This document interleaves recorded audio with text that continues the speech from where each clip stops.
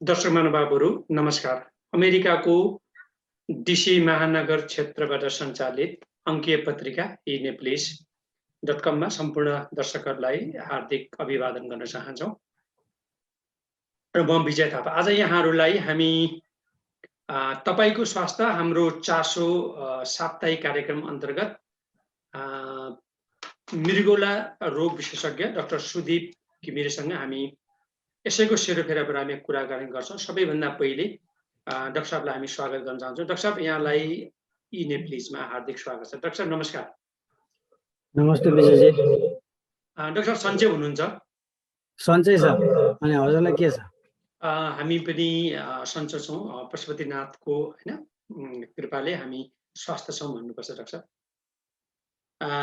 दर्शक महानुभावहरू, हामी करिब हामी आधी घण्टादेखि 45 मिनटको यो कार्यक्रम रहनेछ र हामी यहाँहरूका केही जिज्ञासा छन् भने पनि सम्बोधन गर्नेछौँ र महत्त्वपूर्ण कुराहरू माफ गर्नु होला, मृगौला सम्बन्धी धेरै कुराहरू व्यापक हुने हुनाले सबै कुरालाई समेट्न नसकिने हुन्छ र विषयवस्तुलाई अलिकति हामी छुट्याएर सर्वसाधारण नेपाली समुदायको लागि र सबै नेपाली समुदायलाई काम लाग्ने विषयमा हामी छुन्छौँ र केही जिज्ञासा हामी राख्दछौँ। सबैभन्दा पहिले म डाक्टर साहब डाक्टर सुदीप घिमिरेजीको संक्षेपमा मात्रै परिचय गराउन चाहन्छु।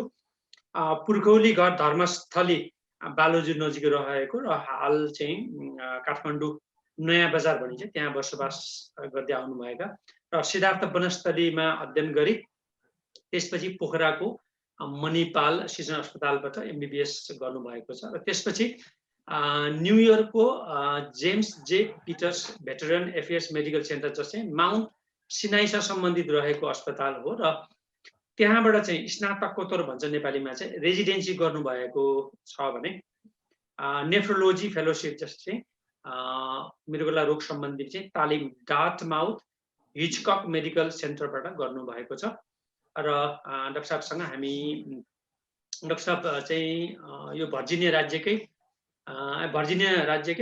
योर्क टाउन भन्नेमा अहिले बसोबास गर्नुहुन्छ। डाक्टर साहब, यिनै जानकारीको साथ म यहाँहरूलाई डाक्टर साहबसँग केही जिज्ञासा राख्न चाहन्छु।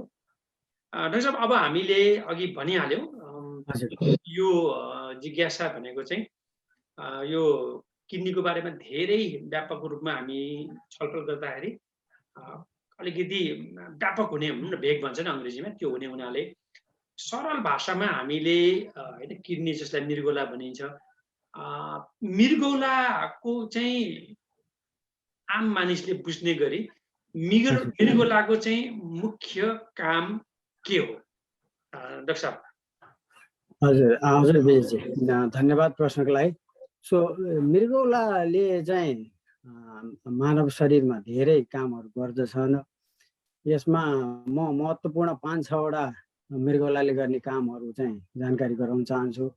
पहिलो सबभन्दा मुख्य काम चाहिँ यसले के गर्छ भने यसले चाहिँ रगतलाई फिल्टर गरेर यो मानव शरीरमा पैदा हुने सब विकारहरू चाहिँ पिसाबको माध्यमबाट बाहिर फाल्छ र जुन विकारहरूलाई फाल्छ र चाहिने कुराहरूलाई चाहिँ शरीरभित्रै राख्छ।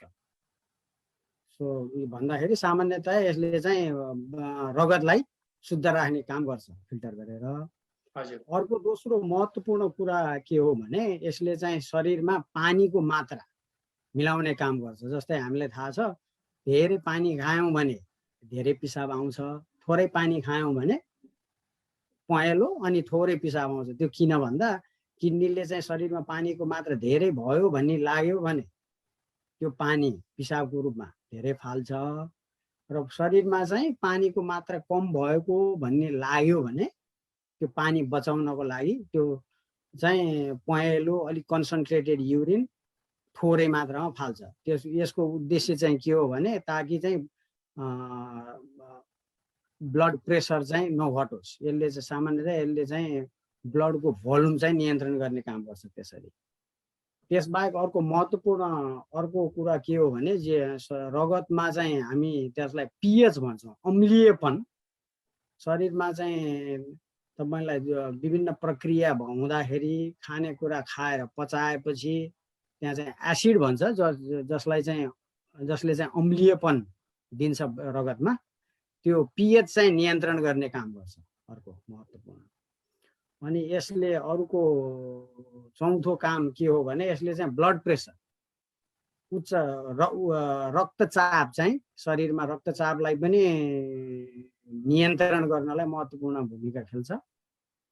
त्यसपछि अर्को काम भनेको यसले चाहिँ हर्मोन पनि निकाल्छ, रगत बनाउनलाई चाहिने चाहिँ एक प्रकारको इरिथ्रोपोइटिन भन्ने हर्मोन पनि निकाल्छ।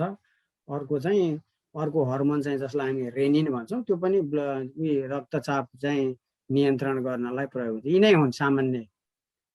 हजुर, हामीले दर्शक महानुभावहरू सामान्य रूपमा आम मानिसलाई बुझ्ने तरिकाले चाहिँ जानकारी दिने उद्देश्य रहेको हुनाले यो सामान्य यो जानकारी पनि हैन। डाक्टर साहबलाई धेरै धेरै धन्यवाद।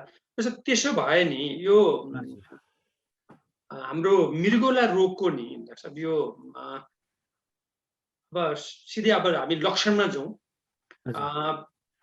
मानिसलाई लाग्यो हैन, लागेपछि चाहिँ मलाई चाहिँ अब मृगौला रोग लाग्यो भनेर चाहिँ कसरी थाहा पाउने र यसका लक्षणहरूको बारेमा अलिकति सरल तरिकाले बताइदिनु। साइन एन्ड सिम्पटम भन्छन् जस्तै अङ्ग्रेजीमा त्यो भन्ने चलन छ, यसका बारेमा अलिकति संक्षेपमा जानकारी गराउनुपर्छ।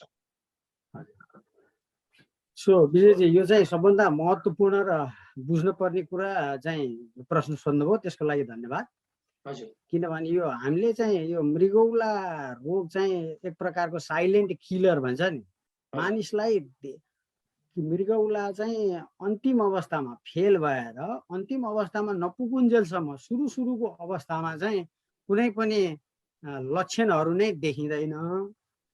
धेरै चाहिँ बिरामीहरूले अथवा मान्छेहरूले मेरो मृगौला खराब भएको छ भन्ने कुराको जानकारी नै हुँदैन धेरै अवस्थामा। अन्तिम अवस्थामा ताकि चाहिँ तपाईलाई चाहिँ कि मृगौलाको 80-90% लगभग भनौँ न 80% चाहिँ यसको फङ्सन कम भएपछि मात्रै चाहिँ धेरै व्यक्तिहरूमा लक्षणहरू देखा पर्न थाल्छ। एउटा लक्षण भनेको चाहिँ के हो भने अघि नै मैले भने मृगौलाले चाहिँ रगतलाई सफा गरेर विकारहरूलाई फाल्छ हैन।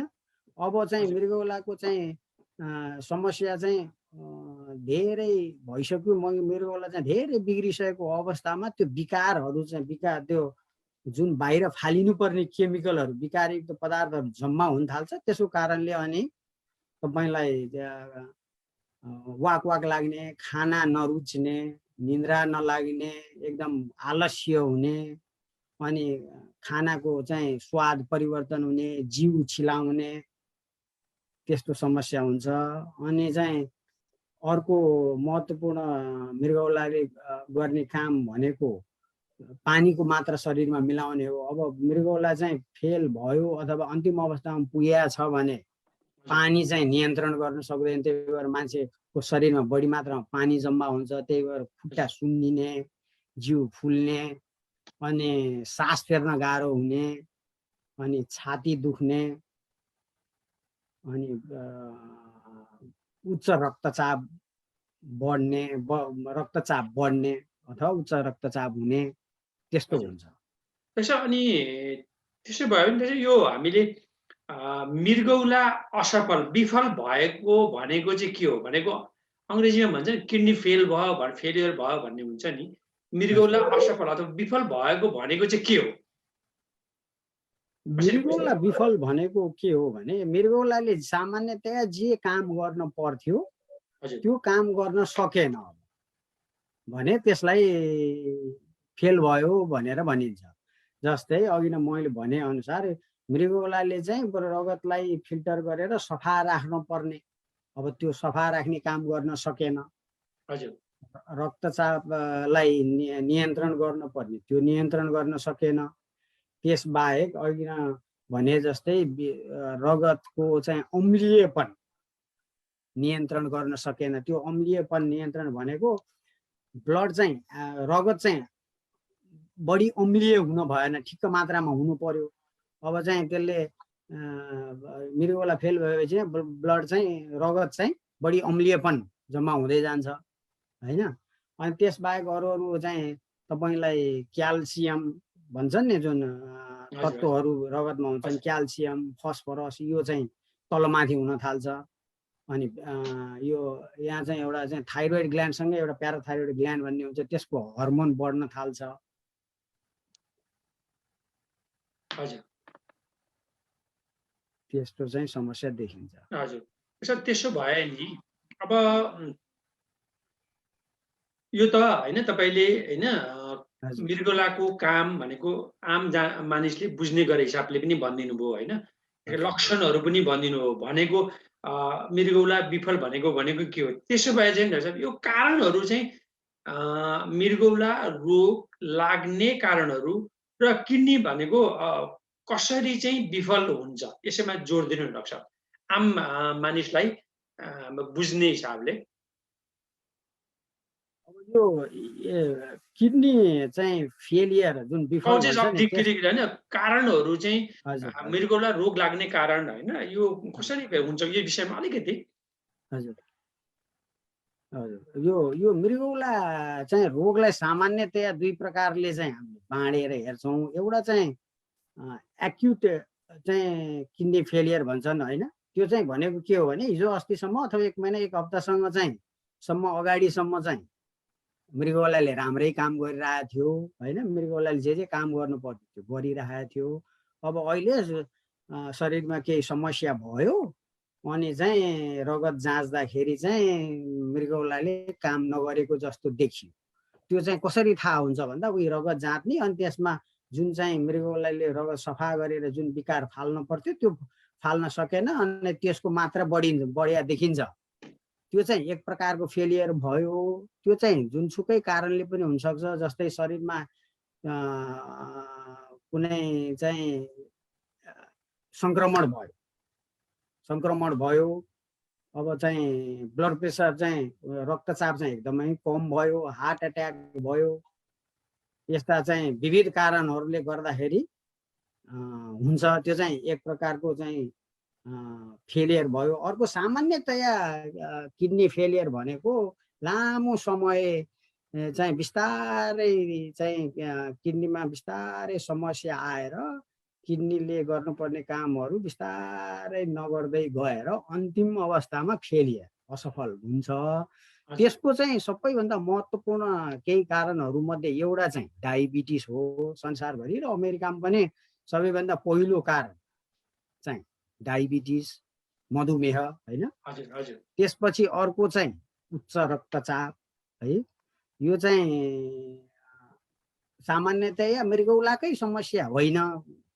यो उच्च रक्तचाप र मधुमेहले चाहिँ शरीरको सबै धेरै अङ्गहरूमा असर गर्छ, त्यसमध्ये एउटा मृगौला हो। अब अर्को चाहिँ मृगौला चाहिँ रगत छानेर सफा गरेर फाल्ने भयो। त्यो छान्ने र सफा गरेर फाल्ने चाहिँ साना साना चाहिँ अङ्गहरू हुन्छन् जुन मृगौलाको, त्यो जसलाई चाहिँ अङ्ग्रेजीमा ग्लोमेरुलस भनिन्छ हैन। अब त्यसमा चाहिँ विविध कारणले त्यसको चाहिँ इन्फेक्सन भयो अथवा इन्फ्लामेसन भन्छ, सुन्निने, अब नेपालीमा भन्नुपर्दा त्यसलाई सुन्निने भन्छौँ हामी। त्यसमा चाहिँ इन्फ्लामेसन भयो, जसलाई चाहिँ ग्लोमेरुलोनेफ्राइटिस भनिन्छ। त्यो चाहिँ विभिन्न प्रकारको हुन्छ हैन। त्यसमा चाहिँ संक्रमणको कारणले हुन्छ, इन्फेक्सनको कारणले, हेपाटाइटिसको कारणले हुन्छ, एड्सको कारणले हुन्छ। अनि अरू चाहिँ तपाईलाई के हुन्छ भने शरीरमा चाहिँ एउटा एक प्रकारको अटो एन्टिबडी भन्छ, त्यस्तो चाहिँ बन्छ। त्यसले चाहिँ त्यही शरीरको आफ्नो तन्तुलाई पनि बाहिरी भन्ठानेर आक्रमण गरेर चाहिँ गर्छ। त्यसको चाहिँ विभिन्न कारण छन्। त्यो एउटा भयो, तेस्रो भयो। अर्को चौथो चाहिँ एउटा चाहिँ जन्मजात हुन्छ, जन्मजात पोलिसिस्टिक किडनी डिजिज भनिन्छ हैन। त्यो चाहिँ तपाईलाई जन्मदाखेरि कुनै जिनमा चाहिँ असर पर्यो अनि किडनीमा चाहिँ सानो पानीले भरिएका जस्ता फोका बन्छ, त्यो बिस्तारै बढ्दै जान्छ। त्यसले गर्दाखेरि किडनी चाहिँ फेल हुन्छ। अनि अर्को चाहिँ समुदायमा देखिने भनेको चाहिँ किडनीको रेनल स्टोन भन्छ, पत्थरी। हजुर पत्थरीको कारणले पनि किडनी फेल हुन्छ। पत्थरीको कारणले पनि भनेको मृगौलाको पित्तको थैलीमा जमेको ढुङ्गाहरूले पित्तको थैली होइन, मृगौलाकै चाहिँ पत्थरी। मृगौलाकै, हजुर मृगौला भनेको पित्त, हजुर पित्तको थैली भनेको अर्कै हो। हजुर मृगौलामा चाहिँ पत्थरी भयो भने अब त्यसले चाहिँ के गर्छ भने हजुर त्यो पिसाब बग्नबाट रोक्छ, अनि चाहिँ बिस्तारै चाहिँ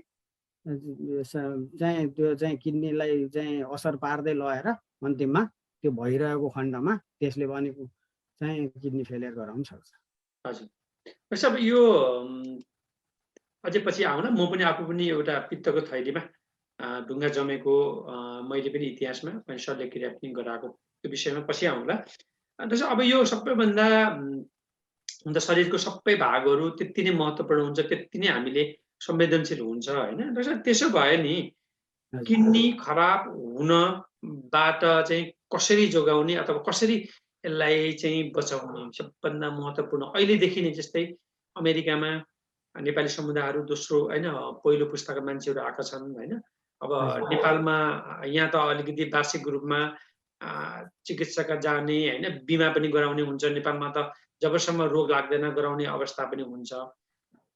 अलिकति नेपाली समुदायलाई, अमेरिकामा बस्ने नेपालीहरू विशेष गरिकन हुँदा यो कार्यक्रमको विश्वभरि नै हुन्छ हेर्छन्, तर तपाईँ हामी चाहिँ नेपाली अमेरिकाबाट सञ्चालित र अमेरिकाका लागि विशेष नेपालीहरूलाई पनि यसले समाहित गरोस्, यसले समेटोस् भन्ने हिसाबले किडनी खराब हुनबाट अहिलेदेखि नै हामीले कसरी जोगाउने यस विषयमा अलिकति मूल मन्त्र दिनुहोस् न। अघि न अब मैले चाहिँ प्रमुख कारणहरू किडनी चाहिँ मृगौलामा समस्या आउने प्रमुख कारणहरू भने, अब जुन कारणले चाहिँ मृगौलामा समस्या आउँछ सबैभन्दा पहिला त हामीले त्यही कारणहरूलाई रोकथाम र समाधान गर्नु पर्यो के मृगौला बचाउनलाई होइन। अघि नै मैले एउटा कुरा भन्न छुटाएको त्यो कारण मध्ये एउटा के हो भने त्यो शरीर डिहाइड्रेसन भन्छ नि हामीले, पानी चाहिँ एकदम पानीको मात्रा कम भयो जिउमा, पानी नखाने होइन, त्यसको कारणले पनि मृगौलामा समस्या आउँछ। मृगौला फेल हुने कारणमा एउटा त्यो पनि हो, क्रोनिक लामो समयसम्म धेरै समयसम्म सधैँ जिउमा चाहिँ पानीको अवस्था कम भएको अवस्थामा पनि हुन्छ होइन। अब त्यो भएपछि के भयो भने कि मृगौलालाई स्वस्थ राख्नको लागि चाहिँ सबैभन्दा पहिला त स्वस्थ जीवनशैली, स्वस्थ आहारको जरुरी छ होइन। स्वस्थ जीवनशैलीले के हुन्छ भन्दा तपाईँले स्वस्थ जीवनशैली अपनाउनु पर्यो भने तौल चाहिँ राम्रो रहिरहने भयो, शरीरमा कोलेस्ट्रोल बढ्ने भएन, अनि चाहिँ त्यसको कारणले गर्दाखेरि डायबिटिस चाहिँ राम्रोसँग रोकथाम हुने भयो अथवा नियन्त्रणमा रहिरहने भयो। अर्को ब्लड प्रेसर पनि चाहिँ सामान्य रहिरहने भयो है।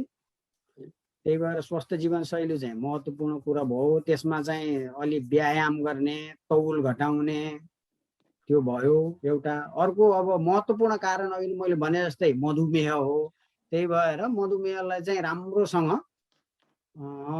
मधुमेहलाई चाहिँ नियन्त्रणमा राखिरहनु पर्ने भयो होइन। अर्को कारण महत्त्वपूर्ण कारण चाहिँ उच्च रक्तचाप हो। त्यही भएर उच्च रक्तचापलाई चाहिँ उच्च राख्नु भएन, त्यसलाई चाहिँ नियन्त्रणमा राखिरहनु भयो। त्यसको लागि पनि फेरि स्वस्थ जीवनशैली, एक्सर्साइज। अब अर्को महत्त्वपूर्ण कुरा के हो, यो मृगौलाको लागि पनि र उच्च रक्तचाप नियन्त्रण गर्नको लागि पनि भने सल्ट भन्छ नि, नुन चाहिँ कम खाने। नुन कम खायो भने एउटा कुरा किडनीलाई धेरै असर गर्दैन। अर्को कुरो रक्तचापलाई नियन्त्रणमा राख्न पनि साह्रै मद्दत गर्दछ नुन कम खाने। त्यसो भनेपछि एक रोके भनेपछि अस्ति हाम्रो यहाँ मैले एकजना मुटु रोग विशेषज्ञलाई पनि ल्याउँदाखेरि मोहन कुमार बडाल हुनुहुन्थ्यो, उहाँले पनि त्यही भन्नुभयो। नुन भनेपछि नुन चाहिँ हामी त नेपालीहरूको होइन मसला खान्छौँ, अलिकति नुन पुगेन भने म आफै पनि नुन हालेर खान अलिकति नुन लागेन भनेर खान्छ भनेपछि हजुर अब जो चाहिँ 45-50 हुन्छ कट्छ हजुर अहिलेदेखि नै नुनमा चाहिँ एकदमै सावधान हुनु पर्यो सब होइन अब यस्तो छ नुन चाहिँ शरीरलाई नुन चाहिन पनि राम्रो नुन नभई पनि हुँदैन होइन जुनसुकै कुरो पनि शरीरलाई चाहिन्छ तर अधिकतम मात्रामा राम्रो भएन थोरै भए पनि राम्रो हुँदैन नियन्त्रण गर्ने कहिले भन्दा अब चाहिँ मृगौलामा समस्या देखिएको छ भने पनि नियन्त्रण गर्नु पर्यो होइन हजुर अर्को कुरो उच्च रक्तचाप छ भने पनि नियन्त्रण गर्नु पर्यो कम खान पर्यो सामान्यतया कम खाने भन्दा अब हामीले चाहिँ बिरामीहरूलाई भन्नुपर्दा 2 ग्राम भन्दा कम भन्छौँ एक दिनमा होइन अलि नियन्त्रण गर्नु पर्यो त्यो नियन्त्रण गर्यो भने एउटा मृगौलालाई भयो अर्को कुरो चाहिँ रक्तचाप पनि कम राख्न मद्दत गर्छ तर चाहिँ मान्छे स्वस्थ छ होइन रक्तचाप पनि छैन मृगौलामा समस्या पनि छैन भने त्यो पनि फेरि मृगौलाकै काम हो यो नुनलाई चाहिँ ब्यालेन्समा राख्ने काम पनि मृगौलाले नै गर्छ तपाईँले नुन धेरै खान भयो भने मृगौलाले चाहिँ रगत चाहिँ फिल्टर गर्छ होइन नुन बढी फाल्नुहुन्छ पिसाबमा नुन कम खान भयो भने चाहिँ के हुन्छ नुन कम भयो भने फेरि रगत चाहिँ रक्तचाप चाहिँ कम हुन जान्छ अब त्यो रक्तचापलाई नियन्त्रणमा राख्नको लागि फेरि मृगौलाले नुन चाहिँ बचाउने काम गर्छ कम फाल्छ पिसाबमा भनेपछि चेपुवामा परियो नि डाक्टर साहब होइन अब नखाना पनि भएन खाना पनि भनेपछि ठिक्कमा चाहिँ नियन्त्रण भएर ठिक्क मात्रामा खानु पर्यो हजुर के हो भने उयो अब मान्छे चाहिँ स्वस्थ छ र उच्च रक्तचाप पनि छैन किडनीको समस्या पनि मृगौलाको समस्या पनि छैन भने त नुन धेरै खाए पनि शरीरमा नुन बढी भइहाल्दैन किनभने मृगौलाले त्यसलाई ब्यालेन्समा राख्छ किनभने नुन धेरै खानु भयो भने नुन धेरै फालिन्छ पिसाबमा कम खानुभयो भने कम फाल्छ मृगौलाले अनि बचाएर राख्छ तर अब समस्या देखिसकेपछि मृगौलाको समस्या देखिसकेपछि र उच्च रक्तचाप भइसकेपछि चाहिँ कम खानु पर्यो चाहिन त चाहिन्छ डाक्टर साहब यो खानामा नुन हुन्छ त्यही भएर तपाईँलाई बाहिरबाट एक्स्ट्रा नुन हामीले जुन थप्छौँ नि त्यो नथपे पनि शरीरलाई चाहिने नुन चाहिँ रक्तचाप भएको र मृगौला भएको व्यक्तिलाई पुग्छ त्यसो भने अघि तपाईँले भन्ने गर्दा यो कुरा भन्ने गर्दाखेरि कुरा गर्दै कानी गर्दै गर्दा त्यसो यो जो मान्छेलाई मधुमेह छ होइन रक्तचाप छ उनीहरूले त साह्रै संवेदनशील रहेछ नि त होइन त डाक्टर साहब संवेदनशीलै हो किनभने यी नै हुन् एकदमै जस्तै रक्तचाप पनि भएको मान्छे र मधुमेह भएकोले चाहिँ किडनी होइन मृगौलाको लागि धेरै सावधान सतर्कता अपनाउनु पर्ने जस्तो देखियो होइन अब तपाईँले अब मृगौला रोग विशेषज्ञ भएको हैसियतले मधुमेह र मृगौला रोग होइन भनौँ न रक्तचाप भएको मान्छेहरूलाई पनि यहीँबाट एउटा केही यो गर्नुहुन्छ यो गर्नु हुँदैन भन्दै पनि भनिदिनु न डाक्टर साहब यही मौकामा अब समग्रमा दुईटैलाई काम लाग्ने हजुर मुख्य 2 कारण मृगौला फेल हुने चाहिँ मधुमेह र उच्च रक्तचापै भयो होइन झन्डै 70 मृगौला फेल भएका बिरामीहरू मध्येमा 70-80% जतिमै लगभग चाहिँ यो मधुमेह र उच्च रक्तचापको कारणले हुन्छ होइन त्यही भएर अब मधुमेहलाई चाहिँ नियन्त्रणमा राख्नलाई एउटा त अघि नै मैले भने जस्तै स्वस्थ जीवनशैली तौल चाहिँ बढाउनु भएन एक्सर्साइज गर्नु पर्यो गुलियो पदार्थ कार्बोहाइड्रेट चाहिँ नियन्त्रणमा राखेर खाने र यही मधुमेहकै विशेषज्ञको सल्लाह लिएर उचित समयमा जचाउने र औषधि सेवन गर्नु परेमा अथवा इन्सुलिन लिनु पनि परेमा लिने त्यसको लागि चाहिँ आफ्नो चाहिँ चिकित्सकसँग परामर्श गर्नु पर्यो मधुमेह विशेषज्ञसँग अर्को चाहिँ रक्तचापलाई पनि त्यही हो रक्तचापलाई पनि सकेसम्म नियन्त्रणमा राख्नु पर्यो त्यो नियन्त्रणमा राख्नलाई 2-4 कुराहरू एउटा अघि नै भने फेरि त्यही स्वस्थ जीवनशैली नै आउँछ स्वस्थ जीवनशैलीमा स्वस्थ आहार विहार होइन, स्वस्थ आहार विहार, स्वस्थ खाना, फलफुल र तरकारीको मात्रा ज्यादा, यो जङ्क फुड भन्छ नि त्यो कम, नुन कम, अनि त्यसपछि चिल्लो कम, अनि व्यायाम, अनि चाहिँ ओजन तौल चाहिँ नियन्त्रणमा राख्ने। अब यति गर्दा पनि भएन भने, अझै उच्च रक्तचाप छ भने चाहिँ अब औषधिको सेवन गर्नु पर्यो, नियमित चाहिँ जाँच गराइरहनु पर्यो चिकित्सकसँग, र त्यसलाई सकेसम्म चाहिँ नियन्त्रणमा राखिरहनु पर्यो। हजुर, चिकित्सकज्यू यहाँ मैले एउटा जिज्ञासा राखेँ, जस्तै अघि भन्नुभयो नि तपाईँले व्यायाम आहारहरूको होइन, अब नेपालीहरूको यसो हेर्दाखेरि खान्छन्, मतलब स्वास्थ्यवर्धक नै खान्छ होइन, अमेरिकामा त अझै स्वास्थ्य हुन्छ, तर हामी चाहिँ अलिकति नि चट्टसँगले होइन जिब्रो हुने खाले पिरो अमिलो यस्ता कुराहरू खान, फलफुल चाहिँ कम होइन, यस्ता खाने पनि मान्छेहरू एकदम नेपालीहरू चाहिँ फलफुल चाहिँ होइन अब कम खाने, यस्ता अमिलो पिरो चट्ट पिरो होइन, के अरे झालमुरी यो चटपटे भनौँ न त्यस्ता किसिमको त्यस्तो खालको खाले हुन्छ भन्दाखेरि चाहिँ त्यो पनि खाने, त्यो खानु पनि परिहाल्यो, तर अलिकति फलफुलहरू होइन, अब राम्रो सन्तुलन आहार पनि गर्ने। अनि त्यो चाहिँ यो तपाईँ त अब विज्ञानको विद्यार्थी होइन, अब विज्ञान सम्बन्धी अब यो योगाहरूको अहिले त विश्वव्यापी रूपमा होइन जसले पनि गर्ने हुन्छ, हामी आफै नै गर्छौँ भन्नाले यो मृगौला रोग सम्बन्धी पनि योगाहरूले गरे पनि यसलाई अब योगा र सन्तुलन आहार राम्रो भयो भने कतिको यसले काम गर्छ, कतिको मृगौलालाई राम्रो गर्छ डाक्टर साहब? यस्तो छ, अब व्यायामको प्रत्यक्ष असर मृगौलाको रोग लाग्नबाट प्रत्यक्ष रूपमा व्यायामले चाहिँ असर गर्ने भन्दा पनि के हो भने व्यायामले चाहिँ मान्छे चाहिँ स्वस्थ रहन मद्दत गर्छ। किनभने नियमित व्यायाम गर्नाले तपाईँलाई तौल बढ्दैन, तौलको नियन्त्रण हुने भयो होइन, शरीरमा चिल्लो बोसो जम्मा हुने काम कम हुने भयो। यो दुईटाको कारणले गर्दा चाहिँ मधुमेह कम हुने भयो होइन। अनि अर्को कुरो उच्च रक्तचाप कम हुने भयो। अर्को तौल चाहिँ धेरै ज्यादा भयो भने पनि के हुन्छ भने एक प्रकारको समस्या मृगौलामा देखिन सक्छ। त्यो चाहिँ किनभने तौल धेरै भयो भने रगत चाहिँ बढी, मृगौलालाई बढी काम भयो, बढी चाहिँ काम फिल्टर गर्न पर्ने के मृगौला काम चाहिँ रगतलाई चाहिँ सफा राख्ने भयो होइन, जसलाई चाहिँ हामीले फिल्ट्रेसन रेट भन्छौँ। त्यो चाहिँ बढी काम गर्नु परेपछि जो चाहिँ इन्जिन जस्तै हो, बढी काम गर्नु परेपछि बिग्रिने सम्भावना ज्यादा। यसरी गर्नु पर्यो भनेपछि ज्यादा दौड्यो भने लड्न पनि सक्ने हुन्छ भन्छ नि। त्यही बढी काम गर्नुपर्ने हुन्छ मोटो जिउको लागि होइन। त्यही भएर त्यो कम गर्यो भने त्यो त्यस्तो प्रकारको समस्या पनि किडनीमा आउँदैन। हजुर, धन्यवाद दर्शक महानुभावहरू। हाम्रा दर्शकहरूलाई यहाँ कमला दुलालजी पनि हेरिरहनु भएको छ, सुनिता सुवेदीजी हुनुहुन्छ, तुलसी जोशीजी पनि पश्चिम भर्जिनियाबाट हुन्छ, अघि प्रकाश डाक्टर साहब पनि हुनुहुन्थ्यो, जुग्नु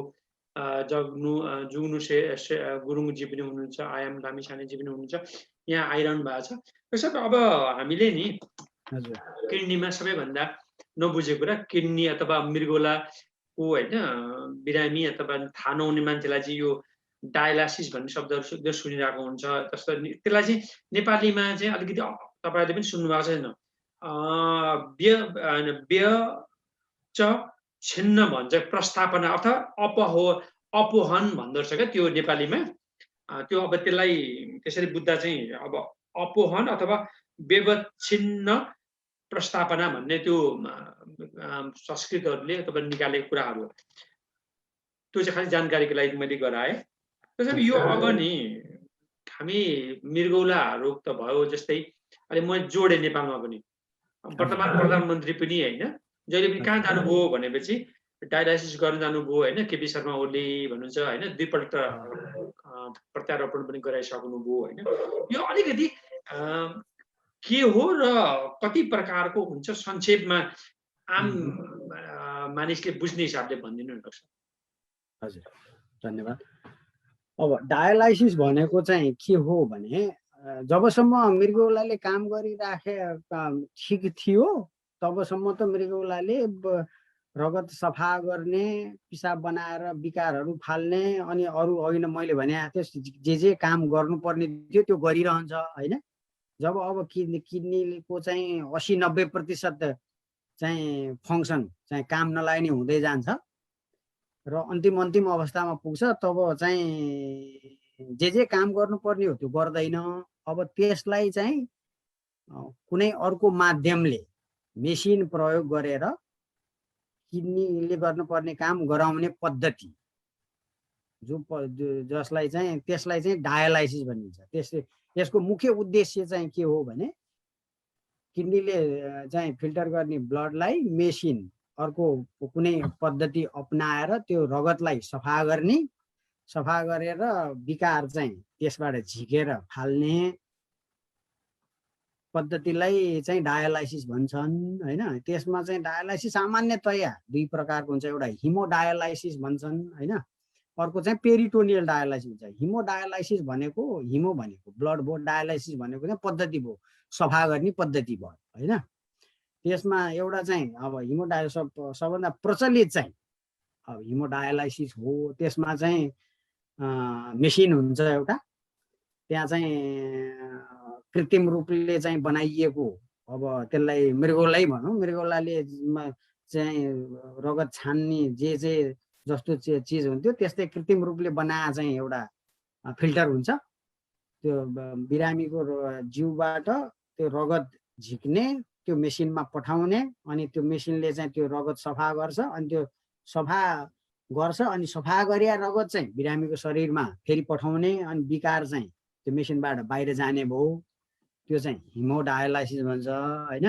अर्को पद्धति चाहिँ पेरिटोनियल डायलाइसिस भन्छ। पेरिटोनियल डायलाइसिस भनेको चाहिँ यो पेटमा चाहिँ एउटा पाइप हालिन्छ होइन। पेट भनेको चाहिँ त्यो पेटको बाहिर भित्रपट्टि चाहिँ खाली स्पेस हुन्छ, त्यहाँभित्र पेरिटोनियल स्पेस भन्छौँ जसलाई हामी। त्यसमा चाहिँ एउटा नली हालिन्छ, अनि नली हालेर त्यसमा चाहिँ झोल एउटा चाहिँ लिक्विड बना हुन्छ, पेरिटोनियल फ्लुइड भन्छ, त्यो हाल्ने। अनि त्यसको कारणले चाहिँ के हुन्छ भने रगतमा भएको विकारहरू चाहिँ छानिएर त्यो चाहिँ तरल पदार्थ लिक्विडमा आउँछ, अनि त्यो लिक्विडलाई फेरि चाहिँ त्यही नलीको माध्यमबाट बाहिर फाल्ने। अनि त्यो चाहिँ दिनका दिन चाहिँ त्यहाँ नयाँ चाहिँ त्यो पेरिटोनियल फ्लुइड भन्ने हाल्ने त्यही नलीबाट 7-8 घन्टा 10 घन्टा कति घन्टा हुन्छ बिरामीको आवश्यकता। दैनिक वर्ष त्यो हाल्न त्यो भयो भने चाहिँ त्यो पद्धतिमा चाहिँ दैनिक पर्यो। यस्तो छ, अब दैनिक भने चाहिँ के हो भने अब सामान्यतया हिमोडायलाइसिस अमेरिकामा चाहिँ सबैले बुझेको हिमोडायलाइसिस चाहिँ 3 पटक गरिन्छ सेन्टरमा गएर, दिनको हप्ताको 3 पटक, सामान्यतया 4 घन्टा। अब राम्रो त दिनका दिन गर्न सके राम्रो हो। अब त्यसको लागि चाहिँ धेरै अरू चाहिँ समस्याहरू छ होइन, पैसाको, इन्सुरेन्सको, म्यान पावरको। त्यही भएर प्रचलित हिमोडायलाइसिस भने अमेरिकामा चाहिँ त्यो हुन्छ। नेपालमा पनि कहिले कसैको 3 पटक, कसैको 2 पटक हुन्छ। अर्को पेरिटोनियल जुन चाहिँ पेटमा चाहिँ पाइप हालेर सफा गर्ने छ, त्यो चाहिँ बिरामीले घरमै गर्न सक्छन् होइन। अर्को हिमोडायलाइसिस पनि दुई प्रकारको छ। एउटा चाहिँ 2 प्रकारको भने मतलब 2 तरिकाले, एउटा चाहिँ हस्पिटल नभएर त्यही डायलाइसिस गर्ने चाहिँ संस्थाहरू हुन्छ बाहिर, त्यहाँ जाने, दिनको हप्ताको 3 पटक 4 घन्टा डायलाइसिस गर्ने, घर फर्किने। अर्को चाहिँ एउटा सानो त्यही डायलाइसिस मेसिन हुन्छ, त्यसले चाहिँ दिनको 3-4 घन्टा, हप्ताको 3-4 दिन, सामान्यतया 4 दिन चाहिँ घरमै बसेर पनि कसैले हिमोडायलाइसिस गर्छन्। अर्को चाहिँ त्यो पेरिटोनियल डायलाइसिस भने चाहिँ पेटमा चाहिँ त्यो लिक्विड हालेर गर्ने चाहिँ सामान्यतया बिरामीले आफैले घरमा गर्छन्। कसैले दिउँसो गर्छन्, कसैले राति गर्छन्, कसैले चाहिँ आफैले हातले चाहिँ त्यो लिक्विड हाल्ने झिक्ने काम गर्छन् भने त्यसको लागि मेसिन पनि हुन्छ, साइक्लर भन्छौँ। त्यो चाहिँ पेरिटोनियल डायलाइसिस सामान्यतया सधैँ हुन्छ, दिनका दिन गरिन्छ। धन्यवाद डाक्टर साहबलाई एकपल्ट होइन, फेरि एकपल्ट मुरीमुरी धन्यवाद। सरल रूपमा भनिदिनु भयो। दर्शक महानुभावहरू, हाम्रो डाक्टर साहब चाहिँ सिद्धार्थ वनस्थली अध्ययन गर्दै होइन फेरि मणिपालबाट MBBS फेरि न्युयोर्कको जेम्स जे पिटर्समा बाट होइन रेजिडेन्सी पनि स्नातकोत्तर गर्नुभयो। अहिले चाहिँ डार्टमाउथ हिचकक मेडिकल सेन्टरमा बाट गर्नुभएको थियो, फेलोसिप विशेषज्ञ गर्नुभएको छ भने अहिले भर्जिनियाकै योर्क सहरमा बस्नुहुन्छ। डाक्टर साहब चाहिँ नेपालको पुर्खौलीको अघि पनि भने धर्मस्थली, अहिले चाहिँ नेपालमा नयाँ बजारको निवासी हुनुहुन्छ भनौँ न, अमेरिकादेखि लामो समयदेखि यहाँ हुनुहुन्छ। डाक्टर साहब यो अब चाहिँ नि मैले कहाँ जोडेँ भने अब पित्तको थैलीमा हुने ढुङ्गा अथवा होइन ढुङ्गा जम्मा हुन्छ पित्तको थैलीमा गल स्टोन भनिन्छ होइन, यो अब किडनी स्टोन भनौँ न मृगौलामा ढुङ्गा पत्थरी होइन कसरी हुन्छ एउटा होइन, अनि यसबाट कसरी बस्ने त भइहाल्यो। र आम चाहिँ अर्को जिज्ञासा के भने पहिले चाहिँ हामीलाई म आफू पनि पित्तको थैलीमा ढुङ्गा जमेको हुनाले तैँले पहिले चाहिँ घिउ खाएका थिइस् अथवा त्यो भातसँग खाँदाखेरि अब ढुङ्गा मिसेर खाएर त्यस्तो त्यहाँ जम्मा भयो होला भनिन्थ्यो होइन। यो चाहिँ अब अहिले पनि पहाडमा अथवा त्यो यो भने कसरी हुन्छ भन्ने कुरो त मोटामोटी धेरै थाहा भए तापनि त्यस्तो हुन्थ्यो होइन। आम नेपालीहरूलाई अब समुदायहरूलाई चाहिँ भन्नुपर्दा किडनी चाहिँ अब मृगौलामा पत्थरी कसरी जम्छ र कसरी यसबाट हामीले बस्ने, डाक्टर साहब? सबैले बुझ्ने सरल भाषामा भन्न चाहन्छु। यो मृगौलामा पत्थरी भनेको ढुङ्गा होइन, कुनै पनि केमिकल चाहिँ कडा भएर ढुङ्गा जस्तो बन्छ। सामान्यतया 3-4 प्रकारको हुन्छ भनौँ न। सबभन्दा कमन चाहिँ अब यो क्याल्सियम स्टोन भन्छन् होइन, क्याल्सियम स्टोन हुन्छ। अर्को चाहिँ युरिक एसिड भन्ने चाहिँ सबैले धेरै जसो मानिसहरूलाई थाहा नै छ, युरिक एसिड स्टोन हुन्छ होइन। अनि अर्को चाहिँ एउटा जन्म यो जेनेटिक डिफेक्ट भएको कारणले किडनीमा बन्ने पत्थरी छ एउटा सिस्टिन भन्ने, त्यो चाहिँ त्यति कमन छैन। अर्को चाहिँ सामान्यतया सङ्क्रमण भन्छौँ नि, पिसाबको चाहिँ अथवा त्यो मृगौला अथवा मूत्रनलीहरूमा बेला बेलामा चाहिँ सामान्यतया इन्फेक्सन भइरह्यो भने त्यसको कारणले नै हुन्छ होइन।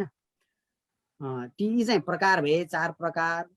यो अक्जालेट भन्ने चाहिँ क्याल्सियम अक्जालेट भन्ने चाहिँ स्टोन चाहिँ सबभन्दा कमन छ क्याल्सियममा होइन। अर्को चाहिँ क्याल्सियम फस्फेट भन्छ, त्यो दुईटा चाहिँ केमिकल क्याल्सियम र फस्फेट मिसिएर ढुङ्गा जस्तो बन्ने भयो एउटा। अर्को चाहिँ क्याल्सियम र अक्जालेट मिसिएर बन्ने भयो। अर्को चाहिँ युरिक एसिड भयो। अर्को चाहिँ अरू त्यति कमन छैन। अब यो चाहिँ कसरी भने सामान्यतया भन्नुपर्दा पानीको मात्रा, पानी कम खाने है। पानी चाहिँ कम खायो भने के हुन्छ भने पिसाब चाहिँ अब कन्सन्ट्रेटेड भन्छ, बाक्लो भनौँ न, पहेँलो पिसाब जान्छ। जब चाहिँ पानीको मात्रा पिसाबमा कम हुन्छ, जे कारणले चाहिँ पत्थरी बन्थ्यो नि, त्यो क्याल्सियम अक्जालेटको मात्रा त पानीको मात्रा कम हुने बित्तिकै त्यसको मात्रा बढी हुन जान्छ। अनि त्यो चाहिँ एक आपसमा चाहिँ त्यसले रियाक्सन गरेर त्यो क्रिस्टल बन्छ, त्यसलाई नै पत्थरी भन्ने हो होइन। भनेपछि पानीको मात्रा कम खायो भने अघि जुन भन्नु न अक्जालेट होइन, कम खायो भने त्यो बेसी बन्ने भयो भनेपछि जति खायो त्यो चाहिँ जति पानी खाने बेसी बानी भनौँ न, पानी बेसी खाने मान्छेहरूलाई कम हुने भयो होइन डाक्टर साहब? कम हुने चान्स हुन्छ। त्यो भनेको यसको अर्थ फेरि हुँदैन भन्ने चाहिँ होइन। अब त्यो अक्जालेट भन्ने चाहिँ एक प्रकारको केमिकल हो जुन चाहिँ उसबाट आउँछ, त्यो प्लान्ट बेस्ड, यो बोट बिरुवाबाट आउने खानाहरू चाहिँ जस्तै यो गाढा हरियो रङको हामीले पालुङ्गो भन्छौँ होइन। अनि चाहिँ यो भन्टा, रामतोरिया, कालो डार्क चक्लेट है। अनि चाहिँ यो सलगम जस्तै एउटा रातो हुन्छ बिट भन्ने, त्यस्ता चिजहरूमा चाहिँ अलिक बढी हुन्छ होइन। अनि त्यो चाहिँ शरीरमा छिर्ने भयो। अनि शरीरमा मृगौलाले चाहिँ क्याल्सियम पिसाबमा बढी फाल्या छ भने अब त्यो अक्जालेट पनि बढी खाएको छ, क्याल्सियम पनि बढी गइरहेको छ पिसाबबाट, अनि पानीको मात्रा नि कम छ भने त्यो क्याल्सियम र अक्जालेट चाहिँ कम्बाइन भएर त्यो स्टोन बन्छ हैन। अनि अर्को भनेको युरिक एसिड स्टोन भन्छन् हैन। युरिक एसिड भने सामान्यतया हामीले खान्छौँ नि प्रोटिन, मासु अनि यो गेडागुडी त्यस्तो चाहिँ शरीरमा गएर त्यो पचिसकेपछि अन्तिममा चाहिँ युरिक एसिड बन्छ हैन। त्यो अनि त्यो युरिक एसिड चाहिँ बढी किडनीले चाहिँ फाल्यो, पिसाबमा आयो र अनि पिसाब पनि बढी अम्लीय छ भने हैन, कुनै चाहिँ बढी अम्लीय त्यो पीएच चाहिँ अम्लीयपन चाहिँ पीएचबाट नापिन्छ। पीएच कम भयो भने बढी अमिलो भयो, पीएच बढी भयो भने अमिलो भएन, अम्लीयपन कम भयो। अब बढी अम्लीयपन भएको पिसाबमा चाहिँ युरिक एसिड बढी हुने सम्भावना हुन्छ हैन। अनि अब अम्लीयपन चाहिँ बढी छैन, कम छ, पीएच बढी छ भने चाहिँ क्याल्सियम फस्फेट भन्ने चाहिँ स्टोन बढी हुने सम्भावना हुन्छ। अनि अब इन्फेक्सन भइरह्यो भने अर्को एउटा अलिक ठुलो चाहिँ स्ट्रोभाइट स्टोन भन्छ, त्यो बन्ने सम्भावना हुन्छ। अनि अरू चाहिँ तपाईलाई कुनै औषधिहरू छन् जसले चाहिँ किडनीमा चाहिँ मृगौलामा चाहिँ यो क्रिस्टल जस्तो बनाउँछ, त्यसको कारणले पनि हुन्छ पत्थरी हैन। अनि अर्को कुनै चाहिँ सामान्यतया यस्तो चाहिँ रोग लाग्यो हैन, यो चाहिँ तपाईलाई अहिले मैले भनेको थिएँ प्याराथाइरोइड भन्ने ग्रन्थि हुन्छ यो घाँटीमा, चारवटा सानो त्यसले निकाल्ने चाहिँ हर्मोन प्याराथाइरोइड हर्मोन भन्छौँ, त्यो एकदम बढी भयो भने शरीरमा क्याल्सियमको मात्रा बढी हुन्छ। अनि त्यो क्याल्सियम बढी जान्छ पिसाबमा। अनि त्यही सन्दर्भमा अब चाहिँ अक्जालेट चाहिँ त्यो जुन बोट बिरुवाको खानेकुराबाट आउँछ त्यो पनि खाइराखेको छ भने त्यो चाहिँ रियाक्सन हुन्छ र अनि पानीको मात्रा नि कम भएर जान्छ, बन्ने सम्भावना बढी हुन्छ। अर्को कुरो चाहिँ यो आन्द्रा र आमाशय भन्छ नि स्टोमक, त्यसको चाहिँ अपरेसन भएको छ, त्यो झिकेर फालिया छ भने त्यस्ता मान्छेहरूलाई नि यो क्याल्सियम र अक्जालेटको चाहिँ पत्थरी हुने सम्भावना बढी हुन्छ। हजुर, धन्यवाद डाक्टर साहबलाई, राम्रो सरल भाषामा बुझाइदिनु भयो। हामी लगभग 40 मिनट भइसकेका छौँ।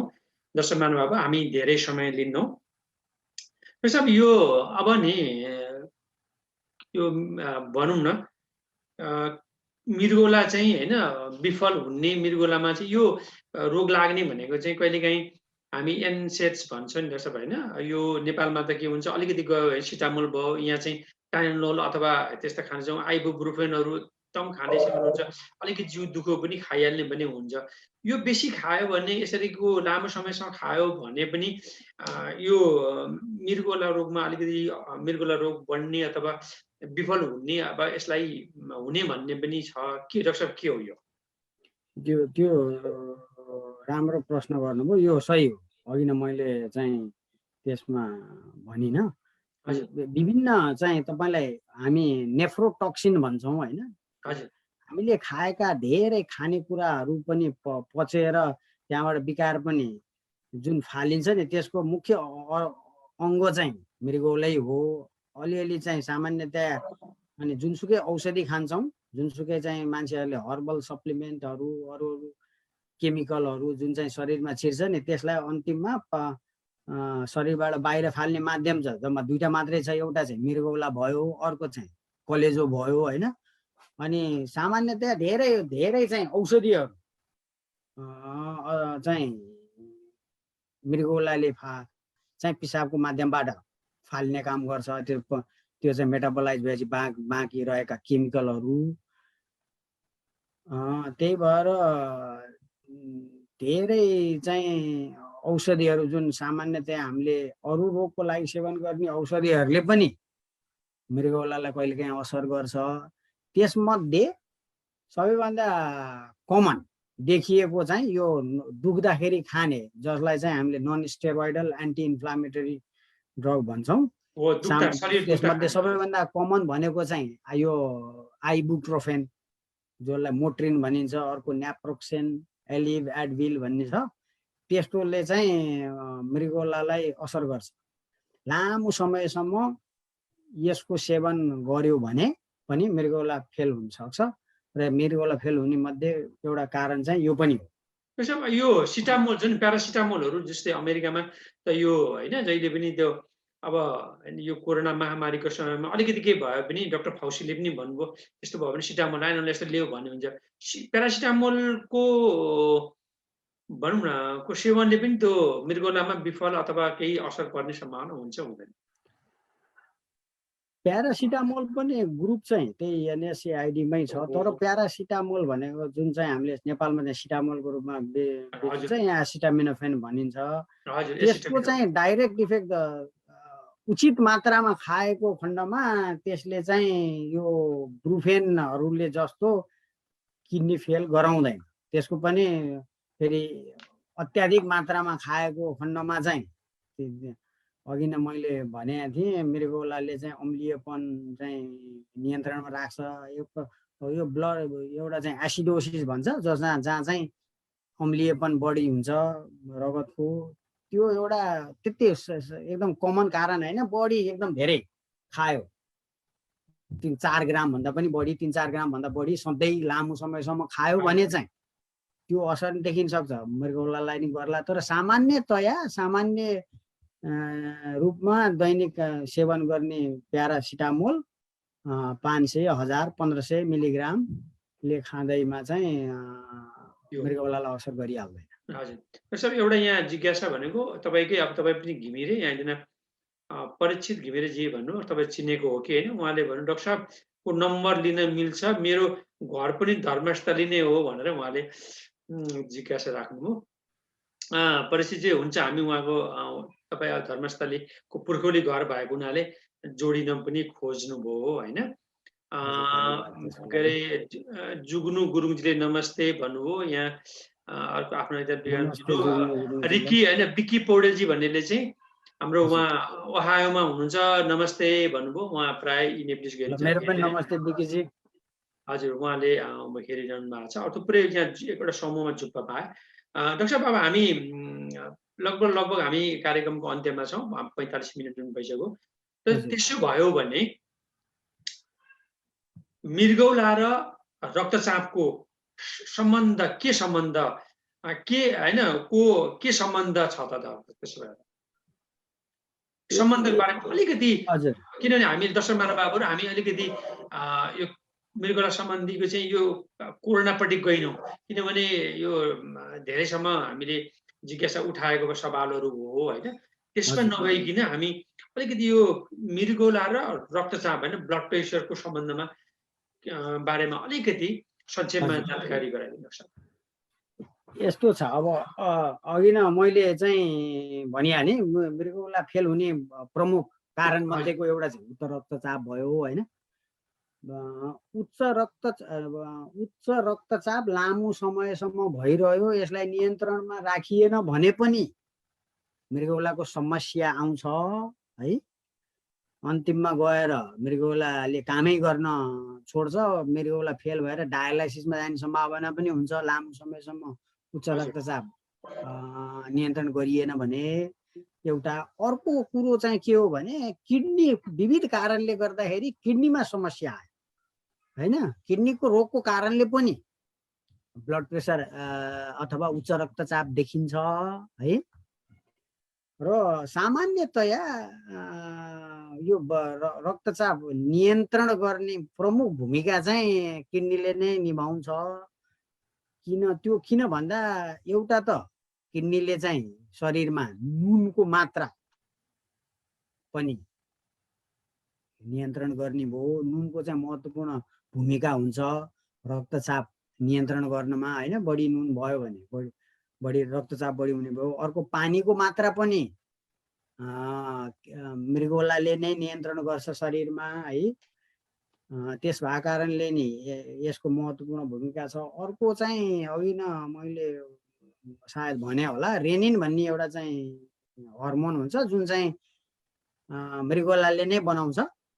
त्यो चाहिँ के हुन्छ भने अब रक्तचाप बढी भयो भने कम बन्छ, कोही व्यक्तिमा रक्तचाप कम भयो भने चाहिँ त्यो रेनिन भन्ने चाहिँ बढी बन्छ अनि त्यसले चाहिँ रक्तचाप नियन्त्रणमा राख्ने काम गर्छ होइन? अब एउटा कुरो चाहिँ कम भए मान्छेलाई रक्तचाप नियन्त्रणमा राख्नलाई पनि महत्त्वपूर्ण भूमिका खेल्नेको त्यो हर्मोन निकाल्ने भयो, कम रक्तचापलाई अलिकति बढाएर नियन्त्रणमा पनि राखिदिने भयो। अर्को चाहिँ त्यो विविध कारणले गर्दाखेरि त्यो रेनिन चाहिँ बढी उत्पादन गर्यो मृगौलाले भने फेरि उच्च रक्तचाप पनि बढ्ने भनेपछि रक्तचाप बढाउने काम पनि गर्छ मृगौलाले, बढाउने काम पनि गर्छ हैन। अब विविध अरू कारणले चाहिँ गर्दाखेरि रक्तचाप कम भएको छ भने, रक्तचाप कम भयो भने के हुन्छ भने शरीरका विभिन्न अङ्गमा जति रगत जान पर्ने हो त्यति जान पाउँदैन। अब त्यही भएर त्यो रक्तचापलाई त अलिकति बढाएर सामान्य रूपमा ल्याउने काम पनि फेरि मृगौलाले नै गर्छ। हजुर हजुर चिकित्सकज्यू, मैले यहाँ एउटा रोकेँ। कृष्ण गोपाल मकाजुले के सोध्नुभयो भने डायबेटिकको मेडिसिनमा औषधि 20-22 वर्षसम्म सेवन गर्दा किडनी फेलर हुन सक्छ कि नै भनेर सोध्नुभयो। उहाँको नाम कृष्ण गोपाल मकाजु। कृष्ण गोपाल मकाजुज्यू, प्रश्नको लागि धन्यवाद। हजुर 20-22 वर्षसम्म औषधि, डायबिटिज भनेको मधुमेहको औषधि खाँदाखेरि किडनीमा फेलियर। हजुर अब यसमा चाहिँ दुईटा कुरा छ। एउटा चाहिँ 20-22 वर्षसम्म मधुमेह भइसकेपछि मधुमेहकै यदि चाहिँ राम्रोसँग नियन्त्रणमा भएको छैन भने मधुमेहकै कारणले चाहिँ मृगौलामा समस्या आउने, मृगौला फेल हुने सम्भावना चाहिँ बढी छ त्यो मधुमेहको लागि खाइएको औषधिले गर्ने भन्दा। सामान्यतया औषधिले मधुमेह चाहिँ नियन्त्रणमा राख्नेको, मधुमेह नियन्त्रणमा भइरह्यो भने किडनीको समस्या आउन चाहिँ कम हुन्छ हैन। कहिलेकाहीँ कुनै मधुमेहमा प्रयोग हुने एक दुईवटा औषधिहरू चाहिँ ले अलिकति किडनी खराब केही समयको लागि मृगौलामा समस्या ल्याउन चाहिँ सक्छ। तर सामान्यतया मृगौला फेल गराउने कारणमा चाहिँ मधुमेहको औषधि पर्दैन, मधुमेह नै पर्छ। हजुर दर्शक महानुभावहरू, हामी कार्यक्रमको अन्त्यमा छौँ र जाँदा जाँदै चिकित्सकज्यू यो हैन, अब हामीले सामान्य रूपमा सरल भाषामा तपाईले आम नेपाली समुदायलाई पनि जानकारी गराइदिनु भयो। मुरी धन्यवाद यी नेप्लिजको तर्फबाट। जाँदा जाँदै चिकित्सकज्यू, तपाईले लागेको नि कुनै महत्त्वपूर्ण कुराहरू विजयजीले यो सोध्नु भएको भए मैले पनि भन्थे, अथवा मैले कस्तो बिर्सेछु भनेर त्यस्तो कुनै लागेछ र नेपाली समुदायलाई विशेष गरी अमेरिका आउनुभएका बिहानको कामको चटारो हुन्छ हैन, बिहानदेखि कामको एकदम व्यस्त समय हुन्छ, तथापि वार्षिक रूपमा हैन परीक्षण गराउने पनि हुन्छ। डाक्टर साहब, यसैमा मैले जोडेँ यो तपाईले अलिकति मलाई मृगौला जस्तो लाग्यो भने सबैभन्दा पहिले चाहिँ अमेरिकामा आफ्नो प्राथमिक चिकित्सकसँग परामर्श गरेपछि मात्रै तपाईहरु जस्तो विशेषज्ञलाई चाहिँ सिफारिस गर्ने हैन कि सिधै जान पाइन्छ तपाईहरुसँग? सामान्यतया त्यही नै हो, प्रक्रिया त्यही हुन्छ हैन? सामान्यतया त्यही नै हो हैन। अब यसमा चाहिँ तपाईलाई इन्स्योरेन्सको नियम छ।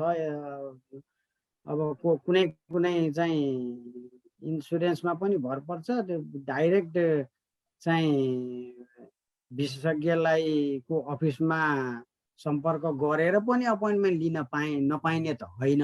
तर सामान्यतया के हो भन्दा अघि नै हामीले चाहिँ भनिसक्यौँ, यो मृगौलाको रोग चाहिँ मृगौला धेरै रूपमा धेरै बिग्रिन नसकुन्जेलसम्म कुनै पनि लक्षणहरू नदेखिने कारणले मानिसहरूलाई थाहै हुँदैन।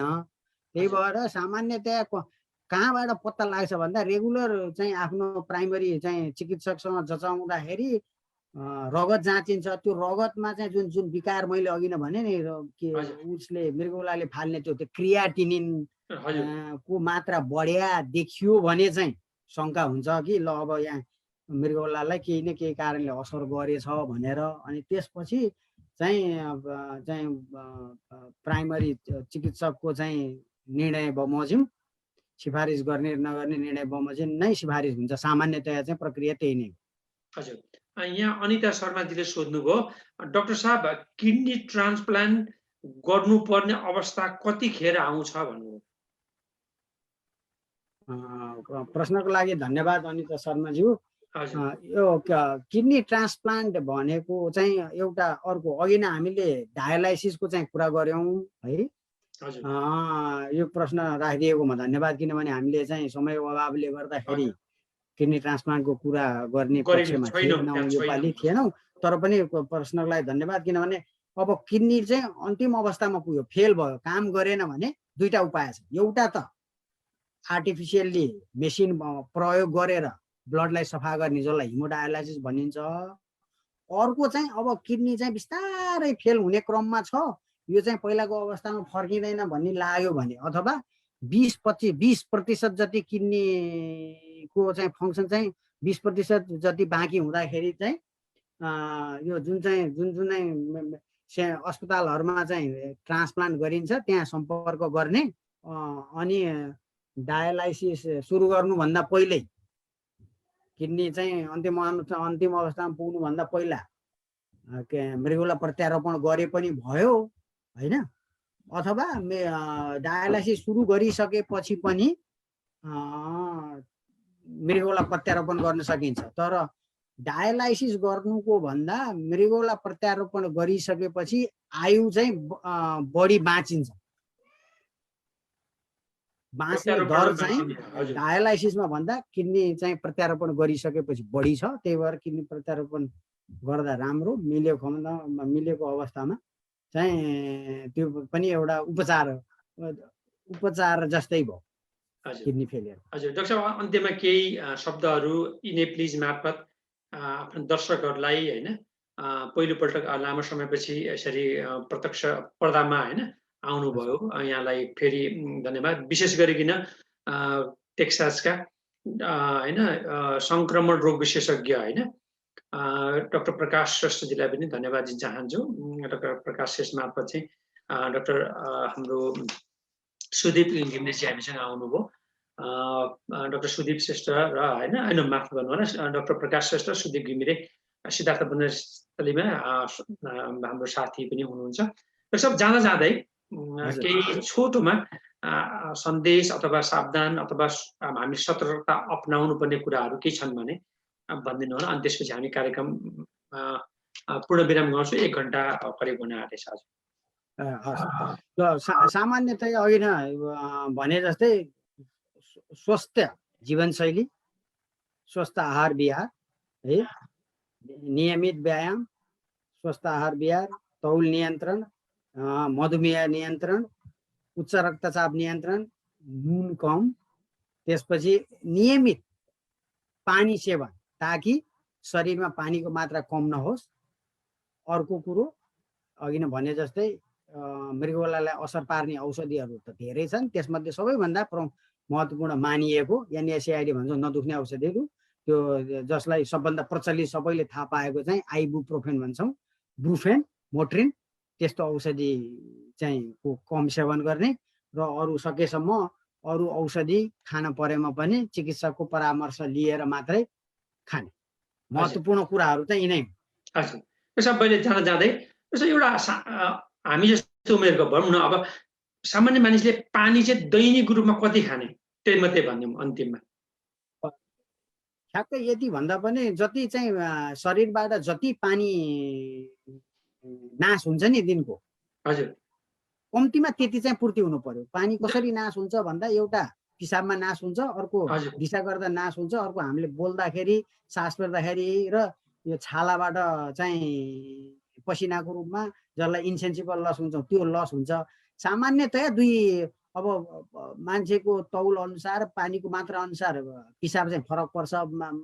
सामान्यतया चाहिँ 1 लिटर भन्दा बढी अथवा 1500 ml जति पिसाब फेरिन्छ दिनको। 500-700 ml चाहिँ दिशामा जाला, 600-700 ml चाहिँ त्यो पनि यो चाहिँ मैले सामान्य रूपमा भनेको, त्यसमा बढी तौल, हाइट, वेट अनुसार अलिअलि फरक पर्छ। त्यो 500-700 ml चाहिँ स्किन यो छालाबाट श्वास गर्दा जाने भएकोले सामान्यतया 2 लिटर जति भयो भने सामान्य हाइट वेटको मान्छेलाई चाहिँ पुग्छ। सम्पूर्ण दर्शक महानुभावहरूलाई धन्यवाद र डाक्टर सुदीप घिमिरेजीलाई पनि मुरी धन्यवाद दिँदै आजको कार्यक्रम यही नै समाप्त गर्न चाहन्छौँ। डाक्टर साहब यहाँलाई पनि इनेप्लिजको तर्फबाट धन्यवाद, नमस्कार। विजयजी हजुरलाई पनि धन्यवाद। मलाई चाहिँ बोलाएर केही चाहिँ आफूले जानेका कुराहरू राख्ने मौका दिनुभयो, त्यसको लागि धन्यवाद इनेप्लिज परिवार र विजयजीलाई। धन्यवाद, नमस्कार डाक्टर साहब।